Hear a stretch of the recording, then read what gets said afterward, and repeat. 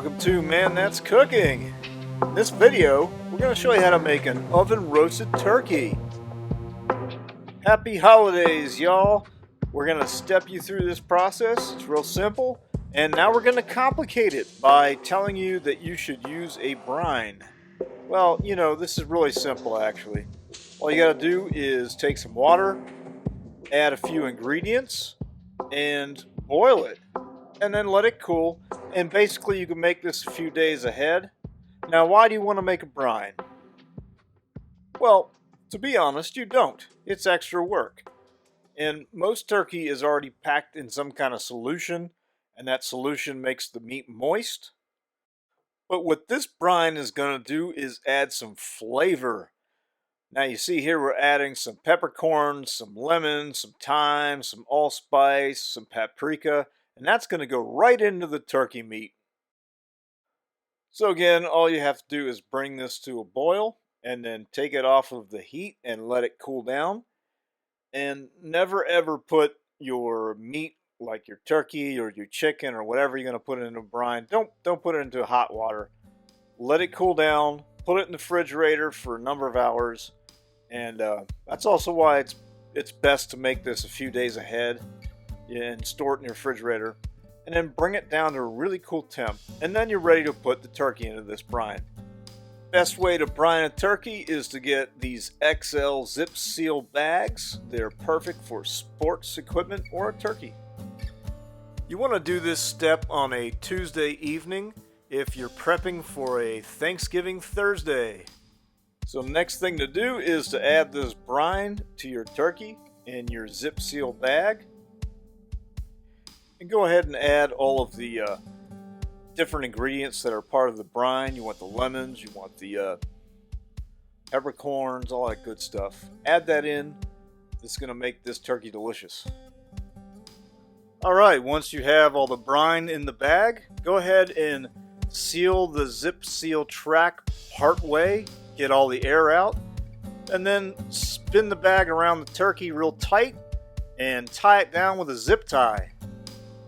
And the next step is to put this turkey in the refrigerator for at least 4 hours.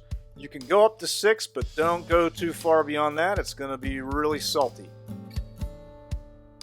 Now you may be thinking, why am I watching this video? I'm going to shut this stupid video off. Well, brine is going to add flavor deep into the turkey meat. And it's going to give you a whole nother dimension of flavor that you're not going to get otherwise. And quite honestly, it didn't really take that much time. After 4 hours of brining, take the turkey out of the bag, wash it down, get all that brine liquid off, and then dry it off with a paper towel. Drying the turkey skin is a great way to get really crispy skin. Now, assuming this is still Tuesday evening, you want to put this turkey in your refrigerator until Thursday when you're ready to cook. And that's going to let the air circulate around the skin and dry it even more. Alright, it is turkey day. Time to cook this bird. So now what we're going to do is brush it down with melted butter. You can use salted or unsalted depending on your salt tolerance. But you probably don't need to get the backside, but you can if you want. And the turkey's going to have a funky pattern from resting overnight on the cooling rack. And you can use whatever seasonings you like. Man here is using a salt and pepper Dalmatian mix, and just going to do a light seasoning, nothing too heavy. And if you decided to do the brine step, remember there's salt in there, and so there's going to be salt in that turkey. So you don't want to go too heavy with salt if you're going to add any salted butter or salt and pepper. You want to keep it kind of limited there. Alright, so once you got butter brushed on everywhere, drop on some more salt and pepper. And do yourself a favor and pick up some fresh thyme, rosemary, and sage. Sometimes you could buy that in a pack of all three together and just mince it up with your chef's knife and drop some on the skin and any of the remaining sprigs that you have, just put it in the turkey cavity. Now, as a final step, a lot of people like to tie the legs together. They'll truss it together. Well, this is a debated subject on the internet, and it seems like that's what Grandma used to do, but you don't have to. It's really not necessary. And don't take my word for it. Take the internet's word for it. Google it. So we're going to skip that step, but hey, if you want to tie the legs together, you're into that sort of stuff, go for it. So this oven's preheated to 325, and it's going to take 15 to 17 minutes per pound at 325, roughly, give or take. Now, an optional step, after an hour and a half of baking, you can take the turkey out and brush some more butter on the skin, just trying to give that skin a nice, glorious, delicious, crisp butter flavor. And around about 3 hours, a little bit less, this turkey is ready. We got 165 in the breast, and you're shooting for about 175 in the thigh. So we're a little bit over, but that's okay, because if you brined it, it's not going to be dry. Don't worry about that. Now, before you cut into this turkey, you want to let it rest for 30 minutes uncovered.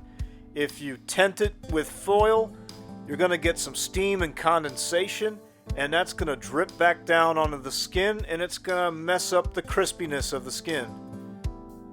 So carving a turkey is pretty straightforward. You could practice on a chicken. That's roughly the same thing, just smaller size. If you carve the whole turkey ahead of time like this right here, you save yourself a lot of trouble, and you could save the carcass for turkey soup. And we're just going to cut off each piece. You find the joint in the thigh. Next, you've got the turkey breast. And the best thing to do is slice them off whole. Don't slice them down in slices, because what you want to do is take the whole turkey breast and then slice against the grain, as you'll see later here. Why do that? Well, when you cut meat against the grain, it's even more tender. So when you're carving a turkey, take off the dark meat first. So take off the legs and the thighs, and leave behind the wings and the breast. So the wings are going to act as little holders while you're slicing off the breast meat. And that part's not always easy. I mean, you want to run the blade along the breastbone there and try to pull it out whole, like this right here. Go ahead and remove the wing if you still have one attached. And then cut against the grain on this breast meat, just like this. Oh yeah, this looks good. Let's take a look. Oh yeah, nice and juicy. Now that's some good turkey breast.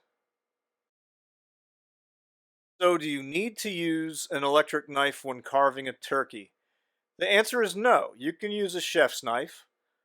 But, you know, if you're like man here and you want to contribute to global warming any way you possibly can, then get a knife that you have to plug in to electricity. Why not?